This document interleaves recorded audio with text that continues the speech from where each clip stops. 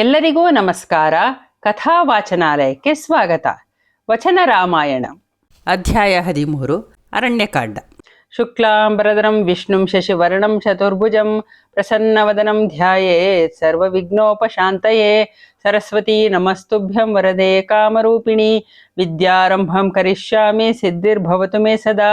ಗುರುಬ್ರಹ್ಮ ಗುರುರ್ವಿಷ್ಣುಃ ಗುರುರ್ದೇವೋ ಮಹೇಶ್ವರಃ.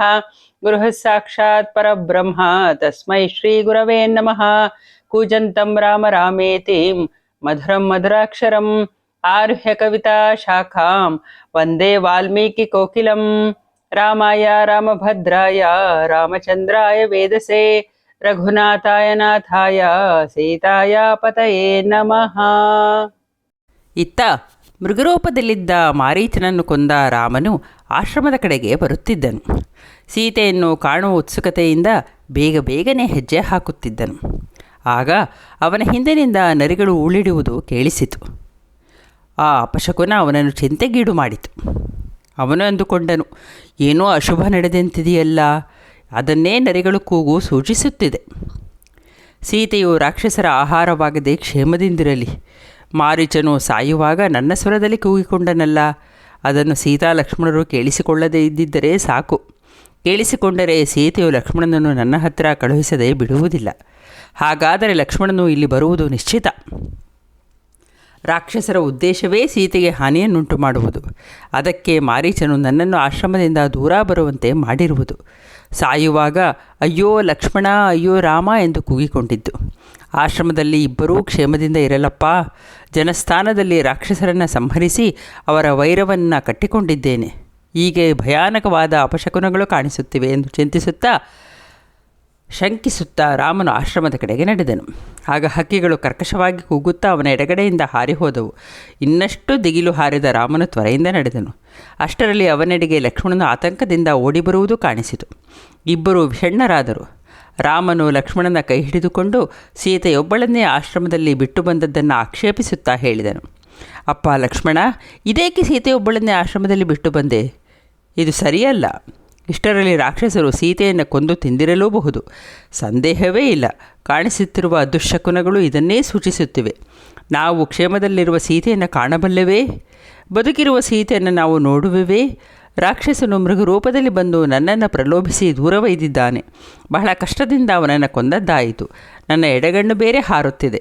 ನಿಶ್ಚಯವಾಗಿಯೂ ಈಗ ಸೀತೆಯು ಉಳಿದಿಲ್ಲ, ಅಪಹರಿಸಲ್ಪಟ್ಟಿರಬಹುದು ಅಥವಾ ಕೊಲ್ಲಲ್ಪಟ್ಟಿರಬಹುದು ಎಂದು ರಾಮನು ಶಂಕಿಸಿದನು. ರಾಮನು ಮುಂದುವರೆಸಿದನು, ಯಾವ ಸೀತೆಯು ನನ್ನನ್ನು ದಂಡಕಾರಣ್ಯಕ್ಕೆ ಹಿಂಬಾಲಿಸಿದಳೋ ಅವಳನ್ನು ನೀನು ಒಂಟಿಯಾಗಿ ಬಿಟ್ಟು ಬಂದೆಯಲ್ಲ. ರಾಜ್ಯಭ್ರಷ್ಟನಾಗಿ ದಂಡಕಕ್ಕೆ ಹೊರಟ ನನಗೆ ಸಹಾಯಕಳಾಗಿ ನನ್ನೊಡನೆ ನಡೆದಳೋ ಆ ಸೀತೆಯು ಎಲ್ಲಿ? ನಾನು ಒಂದು ಕ್ಷಣವೂ ಅವಳಿಲ್ಲದೆ ಬದುಕಿರಲಾರೆ. ಆ ದೇವಪುತ್ರಿಯಂತಹ ಸೀತೆಯು ಎಲ್ಲಿ?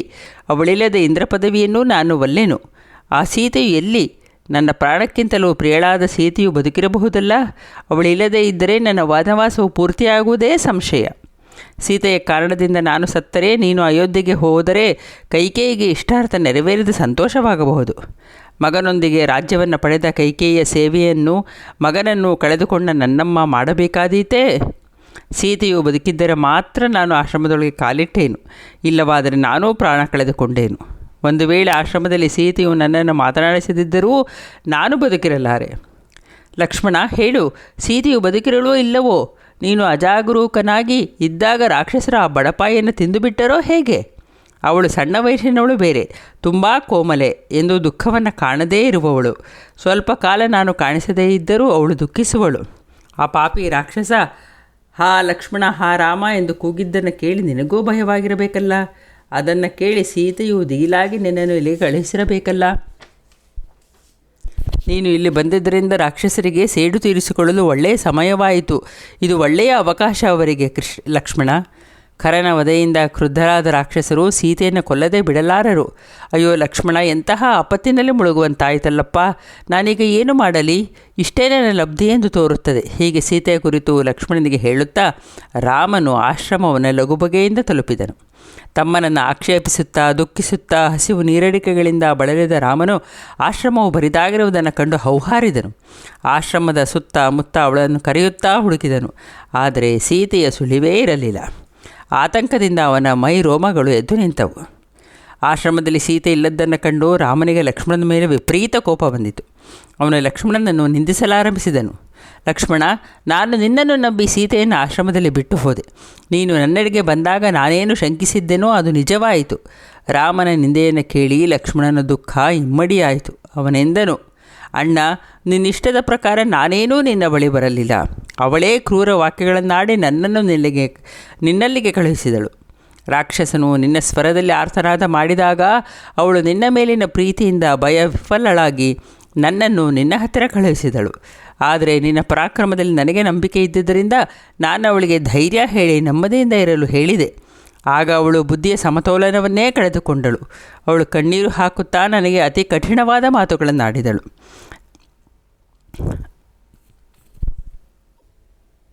ಭರತನು ಗುಟ್ಟಾಗಿ ರಾಮನ ಜೊತೆ ಹೋಗೆಂದು ನಿನಗೆ ಹೇಳಿರಬಹುದು. ರಾಮನು ದೈನ್ಯದಿಂದ ಕೂಗುತ್ತಿದ್ದರೂ ನೀನು ಹೋಗದೇ ಇರುವುದನ್ನು ನೋಡಿದರೆ ನಿನ್ನ ಒಳತೋಟಿಯನ್ನು ಇದು ಸ್ಪಷ್ಟಪಡಿಸುತ್ತದೆ.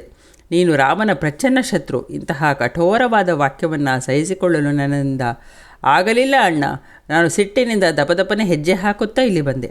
ಆದರೂ ರಾಮನಿಗೆ ಸಮಾಧಾನವಾಗಲಿಲ್ಲ. ಲಕ್ಷ್ಮಣ, ಏನೇ ಆದರೂ ನೀನು ಸೀತೆಯೊಬ್ಬಳನ್ನೇ ಬಿಟ್ಟು ಬರಬಾರದಿತ್ತು. ಅವಳ ಪರುಷ ವಾಕ್ಯವನ್ನು ಕೇಳಿ ನಿನಗೆ ಸಿಟ್ಟು ಬಂತು ನಿಜ. ಆ ಸಿಟ್ಟಿನಿಂದ ನನ್ನ ಆಜ್ಞೆಯನ್ನು ಮೀರಿದ್ದು ಸರಿಯೇ? ಈಗ ನೋಡಿ ಎಂತಹ ಅನರ್ಥವಾಗಿದೆ. ಮತ್ತೆ ಸೀತೆಯನ್ನು ಜ್ಞಾಪಿಸಿಕೊಂಡು ರಾಮನು ಬಿಕ್ಕಿ ಬಿಕ್ಕಿ ಅತ್ತನು. ಸೀತೆಯು ಅಪಹೃತಳಾಗಿರಬಹುದೇ, ಸತ್ತಿರಬಹುದೇ, ಕಾಣದೇ ಹೋಗಿರಬಹುದೇ, ರಾಕ್ಷಸರು ತಿಂದಿರಬಹುದೇ, ಎಲ್ಲಾದರೂ ಅಡಗಿಸಿಟ್ಟಿರಬಹುದೇ, ಹೂವುಗಳನ್ನು ಹಣ್ಣುಗಳನ್ನು ಕಿತ್ತುತರಲು ಹೋಗಿರಬಹುದೇ? ಹೀಗೆ ಗೋಳಾಡುತ್ತಾ ರಾಮನು ಸೀತೆಯನ್ನು ಅಲ್ಲಿ ಇಲ್ಲಿ ಎಲ್ಲ ಕಡೆ ಹುಡುಕಾಡತೊಡಗಿದನು. ಆದರೆ ಸೀತೆಯು ಎಲ್ಲೂ ಕಾಣಿಸಲಿಲ್ಲ. ದುಃಖದ ಕಣ್ಣೀರಿನಿಂದ ಅವನ ಕಣ್ಣುಗಳು ಕೆಂಪಡರಿದ್ದವು. ಅವನು ಹುಚ್ಚನಂತೆ ಕಂಡನು. ಮರದಿಂದ ಮರಕ್ಕೆ, ಪರ್ವತದಿಂದ ಪರ್ವತಕ್ಕೆ, ನದಿಯಿಂದ ನದಿಗೆ ಗೋಳಿಡುತ್ತಾ ಓಡಾಡಿದನು. ಕದಂಬ ವೃಕ್ಷವೇ, ನೀನು ನನ್ನ ಸೀತೆಯನ್ನು ಕಂಡೆಯಾ? ನೀನೆಂದರೆ ಅವಳಿಗೆ ಬಹಳ ಪ್ರೀತಿಯಲ್ಲವೇ? ನೋಡಿದ್ದರೆ ಹೇಳು. ಬಿಲ್ವ ವೃಕ್ಷವೇ, ಕೋಮಲ ಚಿಗುರಿನಂತಿರುವ ಹಳದಿ ರೇಷ್ಮೆ ಸೀರೆಯನ್ನುಟ್ಟಿರುವ ಸೀತೆಯು ನಿನಗೆ ಕಾಣಿಸಿದಳೆ? ದಯಮಾಡಿ ಹೇಳು. ಅರ್ಜುನ ವೃಕ್ಷವೇ, ನೀನೇನಾದರೂ ಸೀತೆಯನ್ನು ಕಂಡೆಯಾ? ನಿನ್ನ ಹೂಗಳೆಂದರೆ ಅವಳಿಗೆ ಬಹಳ ಇಷ್ಟ.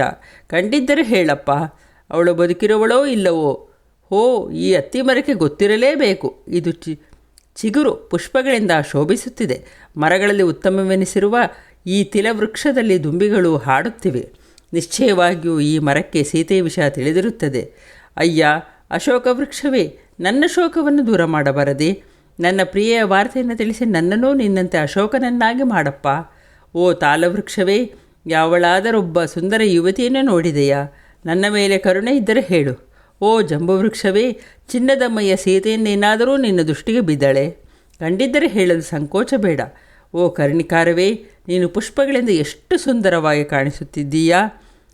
ನನ್ನ ಪ್ರಿಯ ಪತ್ನಿಯನ್ನೇ ನೋಡಿದೆಯಾ? ನೋಡಿದ್ದರೆ ಬೇಗ ಹೇಳಪ್ಪ. ಹೀಗೆ ರಾಮನು ಉನ್ಮತ್ತನಂತೆ ಸಿಕ್ಕ ಮರಗಳನ್ನು ವಿಚಾರಿಸುತ್ತಿದ್ದರು. ಇಷ್ಟೇ ಅಲ್ಲ, ಜಿಂಕೆ, ಆನೆ, ಮೊಲ ಮೊದಲಾದ ಪ್ರಾಣಿಗಳನ್ನೂ ಸೀತೆಯ ಬಗ್ಗೆ ಪ್ರಶ್ನಿಸುತ್ತಿದ್ದನು. ಅವನ ಚಿತ್ತಭ್ರಾಂತಿ ಹೆಚ್ಚುತ್ತಲೇ ಹೋಯಿತು. ಒಂದು ಕಡೆ ಅವನಿಗೆ ಸೀತೆಯು ಕಂಡಂತೆ ಅನಿಸಿತು. ಅವನು ಗೋಳಾಡಿದನು, ಹಾ ಸೀತೆ, ನಿನ್ನನ್ನು ಕಂಡು ಹಿಡಿದೆ, ಏಕೆ ದೂರ ಓಡುತ್ತಿದ್ದೀಯಾ? ನಿಲ್ಲು. ಮರಗಳ ಹಿಂದೆ ಅಡಿಗೆ ಕುಳಿತು ನನ್ನನ್ನು ಮಾತನಾಡಿಸುವುದಿಲ್ಲವೇಕೆ ಸುಂದರಿ? ನಿಲ್ಲು ನಿಲ್ಲು, ನನ್ನ ಮೇಲೆ ಕನಿಕರವಿಲ್ಲವೇ ನಿನಗೆ? ಹೆಚ್ಚು ಹಾಸ್ಯ ಒಳ್ಳೆಯದಲ್ಲ ಸೀತೆ. ನನ್ನನ್ನು ಈ ಥರನಾಗಿ ಆಟವಾಡಿಸಬೇಡ ಕಣೆ. ಪೀತಾಂಬರದಿಂದಾಗಿ ನಾನು ನಿನ್ನನ್ನು ಕಂಡುಹಿಡಿದು ಬಿಟ್ಟೆ. ನೀನು ಓಡುತ್ತಿದ್ದರೂ ನನಗೆ ಕಾಣಿಸುತ್ತಿರುವೆ. ನನ್ನ ಮೇಲೆ ಪ್ರೀತಿ ಇಲ್ಲವೇ ನಮ್ಮ ನಿನಗೆ? ಇದ್ದರೆ ನಿಲ್ಲು. ಅಯ್ಯೋ, ಅದು ಅವಳಲ್ಲ. ಆ ಸುಂದರ ನಗುವಿನ ನನ್ನ ಸೀತೆಯನ್ನು ಯಾರೋ ಕೊಂದಿರಬೇಕು. ಅವಳು ಬದುಕಿದ್ದರೆ ಇಷ್ಟು ವಿಲಪಿಸುತ್ತಿರಲಿಲ್ಲ, ನನ್ನನ್ನು ಉಪೇಕ್ಷಿಸುತ್ತಿರಲಿಲ್ಲ. ನಾನಿಲ್ಲದಿದ್ದಾಗ ನರಭಕ್ಷಕರಾದ ರಾಕ್ಷಸರು ಅವಳನ್ನು ಕೊಂದು ಅವಳ ಅಂಗಾಂಗಗಳನ್ನು ಕಿತ್ತು ಕಿತ್ತು ತಿಂದಿರಬೇಕು. ಸಂಪಿಗೆಯ ಬಣ್ಣದ ಅವಳ ಕತ್ತು ಸರಗಳಿಂದ ಶೋಭಿಸುತ್ತಿತ್ತು. ಅವಳು ಗೋಳಿಡುತ್ತಿದ್ದಂತೆ ಅವಳ ಆ ಸುಂದರ ಕೋಮಲ ಕತ್ತನ್ನು ರಾಕ್ಷಸರು ಮುರಿದು ತಿಂದಿರಬೇಕು. ಚಿಗುರಿನಂತೆ ಮೃದುವಾದ ಅವಳ ಬಂದಿಗಳಿರುವ ತೋಳುಗಳನ್ನು ರಾಕ್ಷಸರು ಕಟ್ಟನೆ ಕಡಿದು ತಿಂದಿರಬೇಕು. ರಾಕ್ಷಸರು ತಿನ್ನಲೆಂದೇ ನಾನು ಅವಳನ್ನು ಬಿಟ್ಟು ಹೋದಂತಾಯಿತಲ್ಲ. ಅಯ್ಯೋ ಮಹಾಬಾಹು ಲಕ್ಷ್ಮಣ, ಎಲ್ಲಾದರೂ ಸೀತೆಯು ಕಾಣಿಸುತ್ತಿದ್ದಾಳೇನಪ್ಪ? ಹಾ ಪ್ರಿಯೆ, ಎಲ್ಲಿದ್ದೀಯೆ? ಅಯ್ಯೋ ಸೀತೆ ಸೀತೆ. ಹೀಗೆ ರಾಮನು ಗೋಳಿಡುತ್ತಾ ಕಾಡಿನಿಂದ ಕಾಡಿಗೆ ಧಾವಿಸುತ್ತಾ ಸೀತೆಯನ್ನು ಹುಡುಕಿದನು. ಉನ್ಮತ್ತನಾಗಿ ಓಡಾಡಿದನು. ಆದರೆ ಸೀತೆಯು ಮಾತ್ರ ಎಲ್ಲೂ ಕಾಣಿಸಲಿಲ್ಲ. ಸೀತೆಯನ್ನು ಕಾಣದೆ ಅಳುತ್ತಾ ರಾಮನು ಲಕ್ಷ್ಮಣನ ತೋಳುಗಳನ್ನು ಹಿಡಿದುಕೊಂಡು ನುಡಿದನು. ಲಕ್ಷ್ಮಣ, ಎಲ್ಲೋ ವೈದೇಹಿ, ಅವಳೆಲ್ಲಿ ಹೋಗಿದ್ದಾಳೋ? ಸುಮಿತ್ರೆಯ ಕಂದನೆ, ಅವಳನ್ನು ಯಾರಾದರೂ ಅಪಹರಿಸಿದರೇನೋ ಅಥವಾ ತಿಂದೋ ಬಿಟ್ಟರೋ, ಮರದ ಹಿಂದೆ ಬಚ್ಚಿಟ್ಟುಕೊಂಡು ನಗುತ್ತಿದ್ದಾಳೇನೋ. ಮತ್ತೆ ಸೀತೆಯನ್ನು ಸಂಬೋಧಿಸಿ ಹೇಳಿದನು, ಸೀತೆ, ಈ ಹಾಸ್ಯ ಸಾಕು, ನಾನು ಕಂಗಾಲಾಗಿದ್ದೇನೆ. ನನ್ನ ಹತ್ತಿರ ಬಾರೆ. ಯಾವ ಚಿಗರೆಯ ಮರಿಗಳೊಡನೆ ನೀನು ಆಟವಾಡುತ್ತಿದ್ದೀಯೋ ಅವುಗಳು ನಿನ್ನನ್ನು ಕಾಣದೆ ಕಂಬನಿ ಸುರಿಸುತ್ತಾ ನಿಂತಿವೆ. ಲಕ್ಷ್ಮಣ, ಸೀತೆ ಇಲ್ಲದೆ ನಾನು ಬದುಕಿರಲಾರೆನೋ. ಸೀತೆಯ ವಿರಹದಿಂದ ನಾನು ಸತ್ತು ಹೋದರೆ ಪರಲೋಕದಲ್ಲಿ ನಮ್ಮಪ್ಪ ನನ್ನನ್ನು ನೋಡುತ್ತಿರುವನೇ, ನನ್ನನ್ನು ಪ್ರಶ್ನಿಸದೇ ಇರುವನೇ. ವನವಾಸದ ಪ್ರತಿಜ್ಞೆಯನ್ನು ಮಾಡಿ ಅವಧಿಯನ್ನು ಪೂರ್ತಿ ಮಾಡದೆ ಇಲ್ಲಿ ಬಂದೆಯಾ ಎಂದು ನೀನು ಸ್ವೇಚ್ಛಾಚಾರಿ, ಸುಳ್ಳು ಬುರುಕ, ನಿನಗೆ ಧಿಕ್ಕಾರ ಎಂದು ನಿಂದಿಸದೇ ಇರುವನೇ. ಸೀತೆ, ಆಗಿದ್ದೇನೆ ಕಣೆ. ನನ್ನನ್ನು ಹೀಗೆ ನಾನಾ ಪ್ರಕಾರವಾಗಿ ಗೋಳಾಡುತ್ತಿದ್ದ ರಾಮನಿಗೆ ಲಕ್ಷ್ಮಣನೆಂದನು, ಮೇಧಾವಿ ಅಣ್ಣ, ಎದೆಗೆಡಬೇಡ. ಅವಳನ್ನು ಹುಡುಕಲು ಪ್ರಯತ್ನಿಸೋಣ. ಈ ಬೆಟ್ಟದ ಕಾಡುಗಳಲ್ಲಿ ಅನೇಕ ಗುಹೆಗಳಿವೆ. ಕಾಡಿನಲ್ಲಿ ಅಲೆದಾಡುವುದನ್ನು ಇಷ್ಟಪಡುವ ಸೀತೆಯು ಇಲ್ಲೆಲ್ಲಾದರೂ ಇರಬಹುದು, ಅಥವಾ ತಾವರೇ ಕೊಳಗಳಿಗೆ ಹೋಗಿರಬಹುದು. ಬಿಸಿಲು ಬೇಗೆಯನ್ನು ತಡೆಯಲಾರದೆ ಸ್ನಾನಕ್ಕೆಂದು ನದಿಗೆ ಹೋಗಿರಲೂಬಹುದು, ಅಥವಾ ಹಾಸ್ಯಕ್ಕಾಗಿ ಇಲ್ಲೇ ಎಲ್ಲಾದರೂ ಅವಿತುಕೊಂಡಿರಲೂಬಹುದು, ಅಥವಾ ನಮ್ಮನ್ನು ಹೆದರಿಸಲು ಅಡಗೆ ಕುಳಿತಿರಬಹುದು. ಅವಳ ಮೇಲೆ ನಮ್ಮ ಪ್ರೀತಿ ಎಷ್ಟಿದೆ ಎಂಬುದನ್ನು ಪರೀಕ್ಷಿಸಲು ಮರೆಯಲ್ಲೇ ನಿಂತಿರಬಹುದು. ಇಡೀ ಕಾಡಿನಲ್ಲಿ ಅವಳನ್ನು ಹುಡುಕೋಣ, ದುಃಖಿಸಬೇಡ. ಹೀಗೆ ಲಕ್ಷ್ಮಣನು ಸ್ನೇಹದಿಂದ ಸಂತೈಸಲು ರಾಮನಿಗೆ ಸ್ವಲ್ಪ ಸಮಾಧಾನವಾಯಿತು. ಅವರಿಬ್ಬರು ಕಾಡು, ಪರ್ವತ, ಕೊಳ, ನದಿಗಳಲ್ಲಿ ಸೀತೆಯನ್ನು ಅರಸಿದರು. ಆದರೆ ಎಲ್ಲಿಯೂ ಸೀತೆ ಇರುವ ಸುಳಿವು ದೊರೆಯಲಿಲ್ಲ. ಆಗ ರಾಮನೆಂದನು, ಲಕ್ಷ್ಮಣ, ಇಲ್ಲೆಲ್ಲೂ ಸೀತೆ ಇಲ್ಲವಲ್ಲೋ. ಲಕ್ಷ್ಮಣನೆಂದನು, ಅಣ್ಣ, ನಿರಾಶನಾಗಬೇಡ. ಇಡೀ ದಂಡಕಾರಣ್ಯವನ್ನು ಸುತ್ತಾಡಿ ಅವಳನ್ನು ಹುಡುಕೋಣ. ಅವಳು ಸಿಕ್ಕಿಯೇ ಸಿಕ್ಕುತ್ತಾಳೆ, ನಿರಾಶನಾಗಬೇಡ. ಆದರೆ ರಾಮನ ದೈನ್ಯ ನಿವಾರಣೆಯಾಗಲಿಲ್ಲ. ಅವನು ಅತ್ತನು, ಗೋಳಾಡಿದನು. ಲಕ್ಷ್ಮಣನು ಎಷ್ಟೇ ಸಂತೈಸಿದರೂ ರಾಮನ ವಿಲಾಪ ನಿಲ್ಲಲಿಲ್ಲ.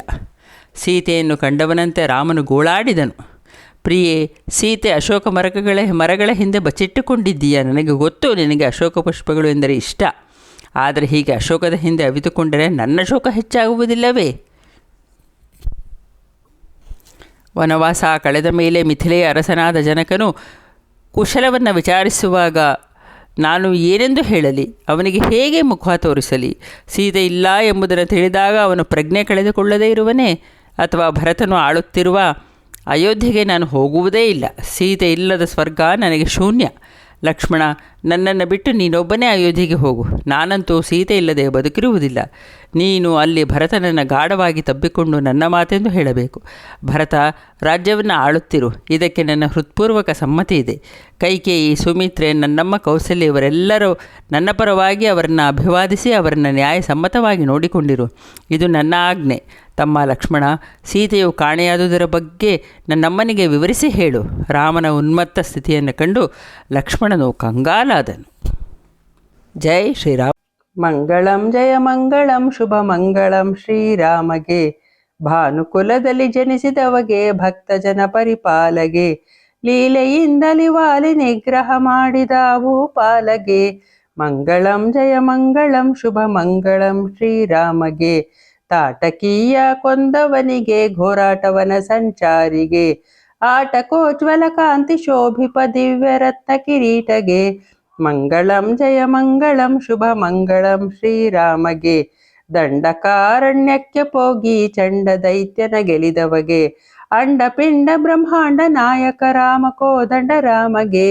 ಮಂಗಳಂ ಜಯ ಮಂಗಳಂ ಶುಭ ಮಂಗಳಂ ಶ್ರೀರಾಮಗೆ. ಜೈ ಶ್ರೀರಾಮ್.